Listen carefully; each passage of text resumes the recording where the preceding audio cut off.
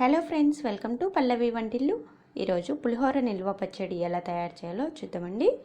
దీనికోసము చింతపండుని 100 గ్రాములు తీసుకొని పీసులు పిచ్చలు లేకుండా ఏరి పక్కకు పెట్టుకోవాలి.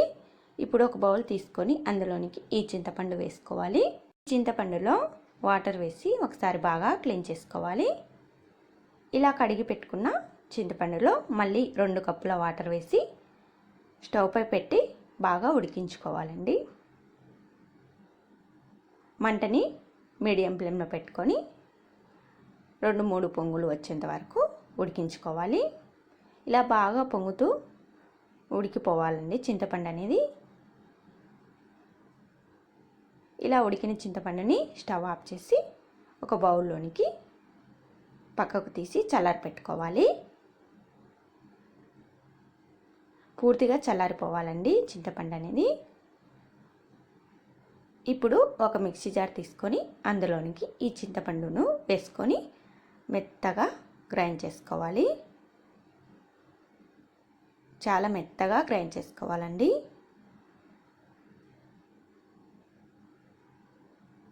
ఇలా స్మూత్ పేస్ట్లా గ్రైండ్ చేసుకొని పక్కకు పెట్టుకోవాలి.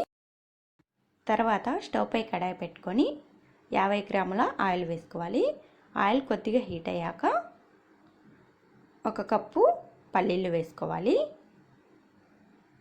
2 స్పూన్లు శనగపప్పు, 2 స్పూన్లు పోపు దినుసులు వేసుకొని ఫ్రై చేసుకోవాలండి.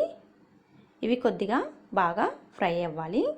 మంటని మీడియం ఫ్లేమ్లో పెట్టుకొని ఫ్రై చేసుకోండి.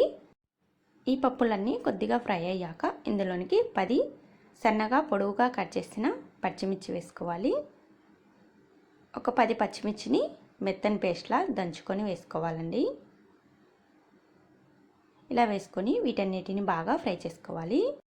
పచ్చిమిర్చి కొద్దిగా ఫ్రై అయ్యాక ఇందులోనికి కొద్దిగా కరివేపాకు, ఒక 4 ఎండుమిర్చి వేసుకొని ఫ్రై చేసుకోవాలండి. ఎండుమిర్చి కూడా క్రిస్పీగా ఫ్రై అయ్యేంత వరకు ఫ్రై చేసుకోవాలి. ఇలా అన్నిటిని బాగా ఫ్రై చేసుకొని ఇందులోనికి 1/2 స్పూన్ ఇంగువ వేసి బాగా కలుపుకోవాలి. ఇలా అన్నిటినీ ఎర్రగా ఫ్రై చేసుకోవాలండి. పప్పులన్నీ ఎర్రగా ఫ్రై అయ్యేంత వరకు ఫ్రై చేసుకున్న తర్వాత ఇందులోనికి మనం ముందుగా గ్రైండ్ చేసి పెట్టుకున్న చింతపండు గుజ్జు వేసుకోవాలి. ఇంకా వాటర్ ఏమీ వేయకూడదండి దీనిలో. ఇలా వేసుకొని మంటని లో ఫ్లేమ్లో పెట్టుకొని చింతపండు గుజ్జులో ఉన్న వాటర్ అంతా పోయి గట్టిగా తయారైనంత వరకు ఇలా కలుపుకుంటూ ప్రిపేర్ చేసుకోవాలండి. చింతపండు గుజ్జు అనేది కొద్దిగా ఉడికాక ఇందులోనికి 1 స్పూన్ పసుపు వేసుకోవాలి. 20 గ్రాముల సాల్ట్ వేసుకోవాలి. మీరు కల్లుప్పు కానీ లేదంటే సన్న ఉప్పు కానీ వేసుకోండి. ఇలా వేసుకొని బాగా కలుపుకోవాలండి. ఇప్పుడు మొత్తం బాగా కలిసేంత వరకు ఇలా కలుపుకుంటూ మంటని లో ఫ్లేమ్లో పెట్టుకొని బాగా ఉడికించుకోవాలి. చింతపండు గుజ్జులో ఉన్న వాటర్ అంతా పోయి ఈ బౌల్ నుండి చింతపండు గుజ్జు అనేది సపరేట్ అయ్యేంత వరకు ఉడికించుకోవాలండి. ఇలా ఉడికించుకున్న దానిలో 2 స్పూన్లు బెల్లం పౌడర్ వేసుకొని బాగా కలుపుకోవాలి. ఇలా కలుపుకొని ఒక 2 నిమిషాల తర్వాత స్టవ్ ఆఫ్ చేసి చల్లారి పెట్టుకోవాలండి. ఈ చట్నీ మొత్తం పూర్తిగా చల్లారిపోయాక ఒక గాజు సీసాలోకి స్టోర్ చేసి పెట్టుకుంటే 6 నెలల వరకు నిల్వ ఉంటుందండి. ఇలా ఒకసారి చేసి పెట్టుకుంటే మనకు 6 నెలల వరకు పులిహోర చక్కగా చేసుకొని తినచ్చండి. చాలా టేస్టీగా ఉంటుంది. మీకు రైస్లో 1 స్పూన్ చట్నీలాగా వేసుకొని కానీ లేదంటే రైస్ మొత్తానికి పులిహోరలాగా కలుపుకొని కానీ సర్వ్ చేసుకోవచ్చండి.